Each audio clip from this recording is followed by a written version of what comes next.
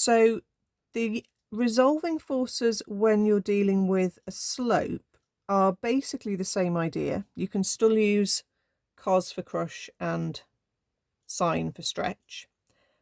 The two directions you're thinking about when you're working with the slope question are going to be perpendicular to the slope and parallel to the slope. You're always going to have your weight vertically downwards, so they will always need to be resolving of that force. Okay, so when you're thinking about the angle, I mean, I can't imagine they're not going to give you this angle at the bottom. If you know what that is as a number, you can obviously work out 90 minus that to put in an angle in this corner, but then 90 minus that gives you this angle here. So the angle at the bottom of the slope here is always the same as the angle in this space there. Okay, so that angle there, that's the one I normally label. Okay, and that angle is the same as this one. So then when you're thinking about perpendicular, you need to know how much of that weight force is pulling perpendicular. So that would be 3g, and you're crushing the angle. So it's going to be 3g cos 25. And then how much of that weight force is pulling you down the slope. So you're going to stretch from the 25 to work out how much is pulling along the slope. So that would be 3g sine 25. And obviously you're probably going to have other forces, a friction force or a force pulling you up the slope or something like that. So this is just specifically looking at whether it's a cos 25 or whether it's a sine 25 when you're dealing with slopes. Okay, the other thing I wanted to mention is sometimes you see a diagram where you have other forces at other angles. Okay, so it's not just the weight force that's got a funny angle. Maybe we've got a pulling force which is at an angle to the slope. Maybe that's 10 degrees there. Let's say that's a tension in the rope and it's 10 degrees.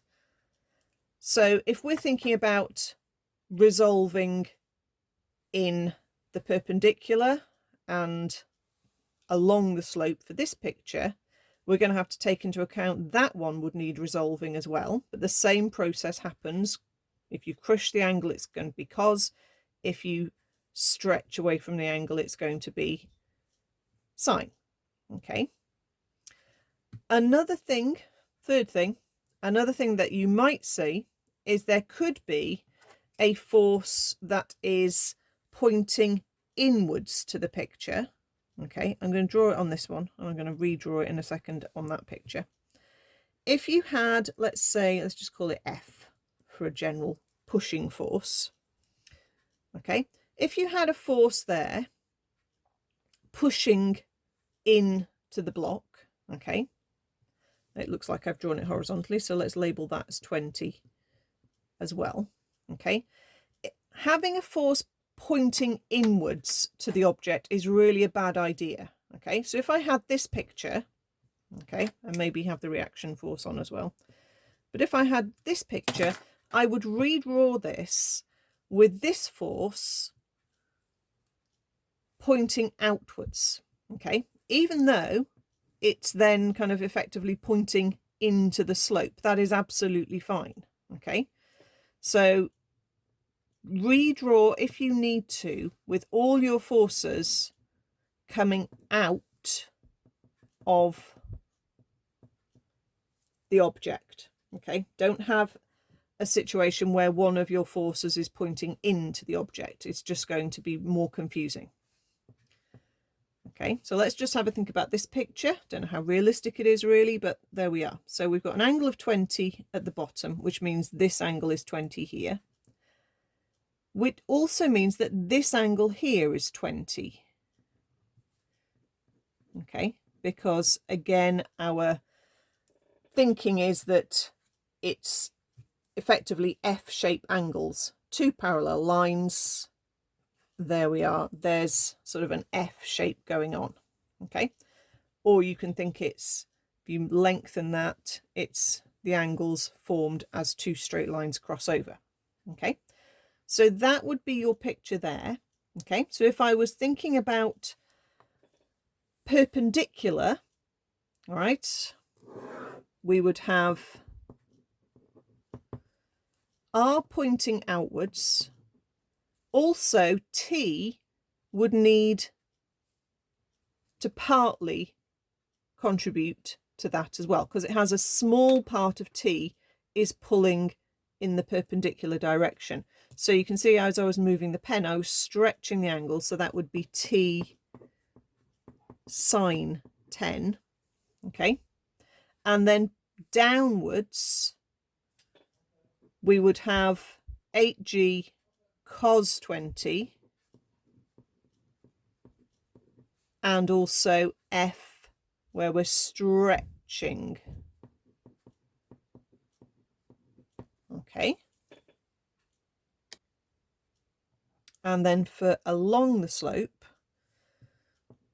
so I'm not sort of working this out as a proper question, I'm just demonstrating what the angles look like and what the forces look like. So if we're thinking along the slope, the R doesn't come into it because that's perpendicular only. So we would have these two pulling up the slope, and if we resolve the T around, we're going to crush that angle. So that would be T cos 10.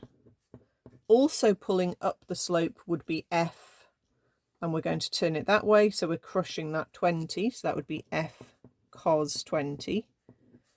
And then pulling down the slope would be 8G, and then we're stretching away from that angle. So that would be 8G sine 20.